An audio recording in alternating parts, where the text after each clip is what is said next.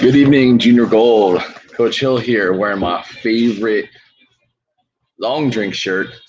I also happen to have a long drink right here with me. What a game against the Boston Selects. A learning lesson for sure. And final score 6-1 or something of that nature, 5-1, somewhere in there.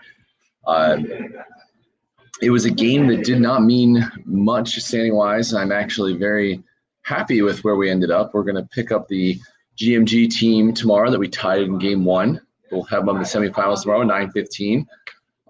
We're a good matchup with that team. I'm looking forward to playing them again. Settle the score, even 3-3 tie. So they're going to be better, and then hopefully move on. We get to re-see either the play hockey team or we get to see the Boston Selects again, hopefully with some more appropriate officiating. And you notice I use the word appropriate officiating. I don't say good or bad officiating or refereeing that's out there. It's a touchy subject when you talk about referees. I certainly have my opinion. Others will have their opinions out there. When it comes down to it, my view is the referees are part of the game. They're the challenge to the game. Is it fair? Is it unfair? When you come down to this, the referees really have no accountability.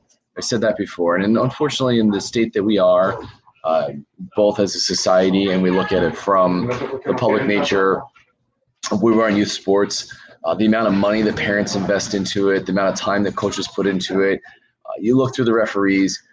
For the model to work, you essentially have to have a model where the referees don't have accountability. And anytime you don't have accountability, there's going to be a variable in quality and a variability. So I look at it from an appropriateness standpoint. I do feel that it does eventually equal itself out. Today on the bench, and for those who were not seeing don't know what I'm talking about in the game, we had a fair amount of penalties going both way, actually other way around. There wasn't a lot of penalties at all, which was the challenge. Several very unsafe plays on both sides. We had an incident where the referee himself, a younger referee, I'm sure getting trained, he went full force into break up a scrum. It was inappropriate. It was unsafe. But nothing's going to happen about it. And unfortunately, that's just something that we have to live with. We have to work through as we see it. Earlier in the game, I'll tell you, I asked for an explanation from the referee. He completely ignored me. I kept asking him about the call. He finally decided to talk to me. I kept my voice very low, even-tempered, simply asking for an explanation. He was standing right in front of me. Most referees will speak to it. And he didn't even want to explain. That happens. So that's a minute and a half on referees I didn't want to give. What I do want to focus on is that we played 4 games in 2 days. 2 losses, 1 win, 1 tie. I will take that. That gets us into the semifinals. Everything wipes clean. It's a brand new game tomorrow. We're playing at a rink tomorrow. It's on a college campus, so we're going to be there's a requirement to wear masks, both for the players, the coaches, the spectators, and everyone. Regardless of where we stand on the mask mandate, everyone has to wear it. It's the way it's going to work. And complain about it, don't complain about it, think it's a good idea, think it's a bad idea. It doesn't matter. That's just that's what we have. And it should not be distraction. I don't want it to be a distraction with the players. Sadly, I think it will be. It's just the adversity we have to deal with. We talked about this in my vlog on the first night of when we lost that first game to the play hockey team. Adversity is something that good teams deal with.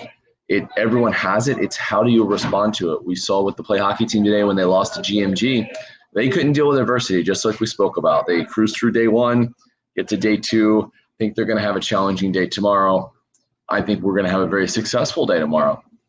It's an early game. We'll see how our kids play in the morning. I was down at the pool a little bit earlier. It was great to see all the team out there playing, a lot of the team playing in the pool. And then when we said, hey, boys, time for bed, let's get to bed, that's what we did. We got them into bed.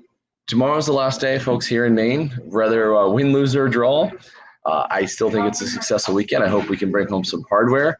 I'm not really curious if there is a big trophy, how we're going to travel with said big trophy.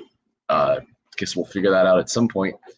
But the opportunity's there. So 9:15 tomorrow, hopefully we can stream. We'll see it. Unfortunately, we do have we'll be short 1 player based on the penalty situation from today.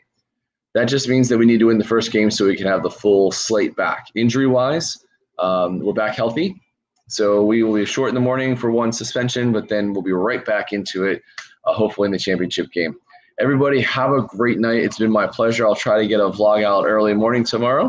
Till then, please go enjoy a long drink, and I will talk to everyone tomorrow. I'm Coach Hill, and I'm out. I'm going to bed. Good night, everybody.